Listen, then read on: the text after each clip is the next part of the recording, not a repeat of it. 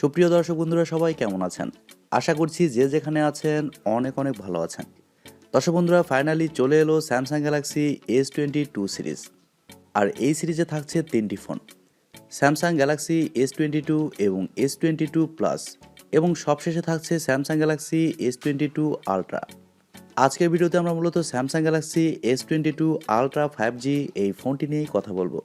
ফোনটির হাইলাইটেড বিষয় হচ্ছে এই ফোনে থাকছে 108 মেগাপিক্সেলের ক্যামেরা। আর স্যামসাংয়ের 108 মেগাপিক্সেল ক্যামেরা মানে তো বুঝতেই পারছেন। আর এছাড়াও এই ফোনে থাকছে নতুন একটি চিপসেট Qualcomm Snapdragon 8 Gen 1 এবং আরও থাকছে স্যামসাংয়ের ডাইনামিক অ্যামোলেড প্যানেল। সো সব কিছু মিলে এই ফোনটি আসলে কেমন হবে, আর ফোনটি আমরা বাংলাদেশের মার্কেটে কবে থেকে অ্যাভেলেবেল পাবো, আর এর প্রাইসই বা কেমন হতে পারে, এই সবগুলো প্রশ্নের উত্তর থাকবে আজকের এই ভিডিওতে। আশা করি পুরো ভিডিও জুড়ে আমাদের সাথেই থাকবেন। আর আপনারা দেখছেন টিভি টেক টিউব, আর সব সময়ের মতো সাথে আছে আমি প্রান্ত। সো ভিডিওটি ভালো লাগলে অবশ্যই একটি লাইক দিতে কিন্তু ভুলে যাবেন না। আর আপনি যদি আমাদের চ্যানেলে নতুন হয়ে থাকেন সেক্ষেত্রে আমাদের চ্যানেলটি সাবস্ক্রাইব করে পাশে থাকবেন। প্রথমে যদি ফোনটির ডিজাইন এবং বিল্ড কোয়ালিটি নিয়ে কথা বলি, ফোনটির সামনে পেছনে দুই সাইডে থাকছে glass, Corning gorilla glass Victus plus, এবং ফ্রেমে থাকছে অ্যালুমিনিয়াম।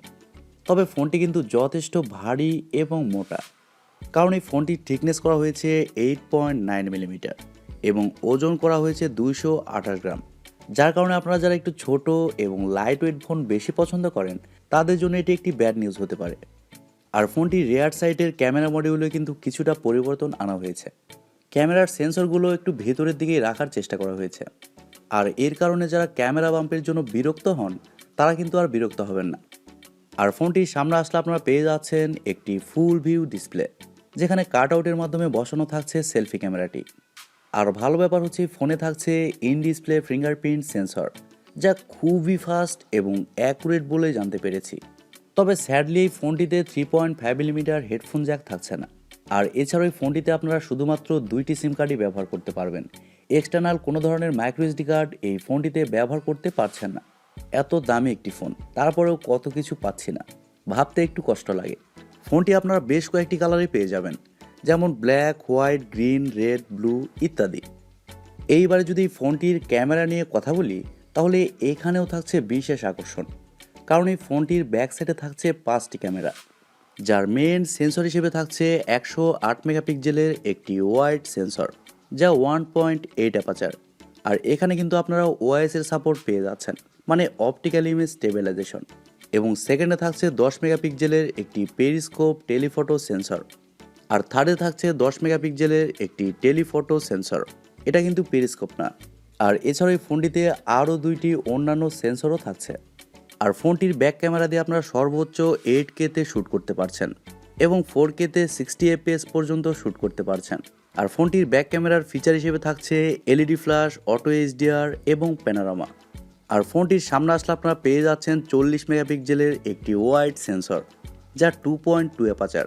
তবে সেলফি ক্যামেরা দিয়ে আপনারা শুধুমাত্র 4K-তে 60 FPS পর্যন্ত শ্যুট করতে পারছেন। সেলফি ক্যামেরা দিয়ে কিন্তু আবার 8K-তে শ্যুট করতে পারছেন না। তবে ফোনটির সেলফি ক্যামেরার ফিচার হিসেবে থাকছে ডুয়েল ভিডিও কল এবং অটো এইচডিআর। ফটো কোয়ালিটির কথা বলতে গেলে এই ফোনটির ফটো কোয়ালিটি খুবই ভালো হবে। আর স্যামসাংয়ের এস সিরিজের ফোনগুলোর ফটো কোয়ালিটি অনেক ভালো হয়, এই বিষয়ে আপনারা অনেকেই জানেন। আর শোনা যাচ্ছে এই ফোনটির ভিডিও কোয়ালিটিও খুবই ভালো হবে, লো লাইটেও খুব ভালো ভিডিও ধারণ করা যাবে। এবার যদি ফোনটির ডিসপ্লে নিয়ে কথা বলি, কারণ দিনের বেশিরভাগ সময় কিন্তু এই ডিসপ্লের সঙ্গে আমাদের কাটাইতে হয়। এই ফোনে থাকছে 6.8 ইঞ্চির একটি ডাইনামিক অ্যামোলেড প্যানেল, আর এটি 2K রেজুলেশনের একটি ডিসপ্লে। এই ডিসপ্লেতে থাকছে 120 হার্টজের রিফ্রেশ রেট এবং আরও থাকছে HDR10+-এর সাপোর্ট। তবে ডিসপ্লের সবচেয়ে ভালো ব্যাপার হচ্ছে এই ডিসপ্লেতে থাকছে 1750 নিটস পিক ব্রাইটনেস। আর এর কারণে আউটডোরে যখন এই ফোনটি আপনি ব্যবহার করবেন তখন কোনো ধরনের ব্রাইটনেসের ঘাটতি আপনি ফিল করবেন না। এক কথায় ডাইরেক্ট রোদের আলোতেও কিন্তু এই ফোনটি আপনি খুব ইজিলি ব্যবহার করতে পারবেন, ব্রাইটনেসের ঘাটতি একেবারেই থাকছে না। এবং ডিসপ্লেতে আরও থাকছে 500 PPI ডেনসিটি। স্যামসাংয়ের ডাইনামিক অ্যামোলেড 2X ডিসপ্লে মানেই ভালো কিছু। ওয়ার্ল্ডের মধ্যেই ডিসপ্লের কিন্তু ভালো একটি রিপুটেশন আছে। আর S22 আলট্রা এই ফোনটিতে এই ডিসপ্লে থাকার কারণে ডিসপ্লেতে যে কোনো কন্টেন্ট প্লে করলে শার্পনেসের ঘাটতি একেবারেই ফিল করবে না। আর ডিসপ্লের কালার কোয়ালিটি কিন্তু জোস হবে। ফোনটির সফটওয়্যার এবং পারফরমেন্স নিয়ে যদি কথা বলি, তাহলে এই ফোনে থাকছে One UI 4.1 based on Android 12। আর ফোনটি কিন্তু দুইটি চিপসেট ভেরিয়েন্টে পাওয়া যাবে। একটিতে থাকবে Exynos 2200 এবং আরেকটিতে থাকবে Qualcomm স্ন্যাপড্রাগন 8 Gen 1। আর বাংলাদেশের মার্কেটে আমরা স্ন্যাপড্রাগন ভার্সনটাই পেয়ে যাব।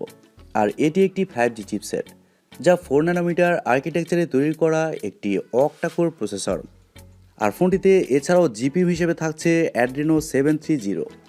এই জিপিইউটা কিন্তু মারাত্মক লেভেলের পাওয়ারফুল।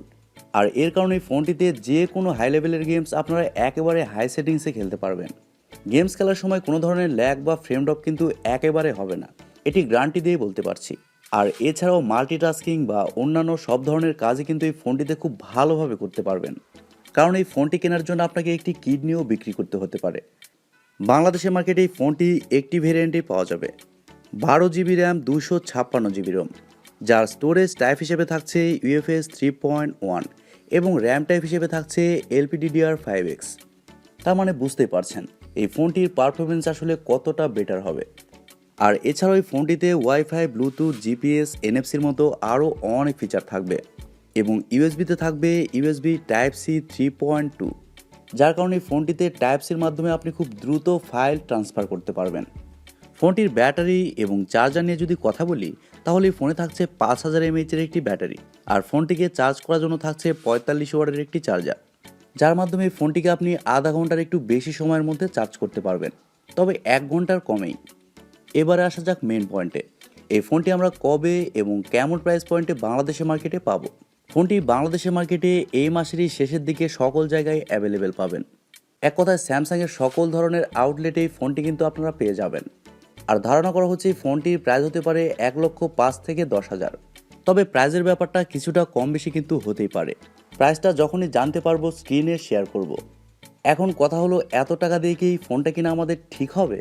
আপনাদেরটা জানি না, কিন্তু আমার কথা বলতে গেলে এত টাকা দিয়ে ফোন কেনার পক্ষপাতী আমি না। তবে হ্যাঁ, আপনাদের মধ্যে যারা স্যামসাং লাভার আছেন, যারা এত টাকা বাজেটে ফোন নিতে চান, তারা কিন্তু এই ফোনটি অনায়াসে নিতে পারেন। কারণ এই প্রাইসিংয়ে কিন্তু স্যামসাং আপনাদেরকে বেটার ভ্যালু প্রোভাইড করবে। আর সুযোগ সুবিধার দিক থেকে এই ফোনটি কিন্তু আইফোনকেও বিট করবে, অর্থাৎ আইফোন 13 প্রো বা আইফোন 13কে বিট করবে। তবে আপনাদেরকে একটি কথা বলতেই পারি, আপনারা যারা এরকম প্রাইস পয়েন্টে ফোন নিতে চান, তারা আইফোনের দিকে দেখতে পারেন। তবে হ্যাঁ, আপনি যদি অ্যান্ড্রয়েড লাভার হয়ে থাকেন, সেক্ষেত্রে কিন্তু এই ফোনটি আপনি নিতেই পারেন। আশা করি ফোনটি সম্পর্কে সব কিছুই সুন্দরভাবে বুঝতে পেরেছেন। সো দর্শক বন্ধুরা, এই ছিল আজকের ভিডিও। ভিডিওটি আপনাদের কাছে কেমন লেগেছে কমেন্ট করে অবশ্যই জানাবেন। আর ভিডিওটি যদি সত্যিই ভালো লেগে থাকে, তাহলে টিভি টেক টিউব চ্যানেলটি সাবস্ক্রাইব করবেন, ভিডিওতে একটি লাইক দিবেন, আর সব সময় আমাদের পরিবারের একজন হয়ে থাকবেন। কারণ আপনাদের সাপোর্ট এবং ভালোবাসা সব সময় প্রয়োজন। সো আজকের মতো এ পর্যন্তই। সবাই অনেক অনেক ভালো থাকবেন এবং নিরাপদে থাকবেন।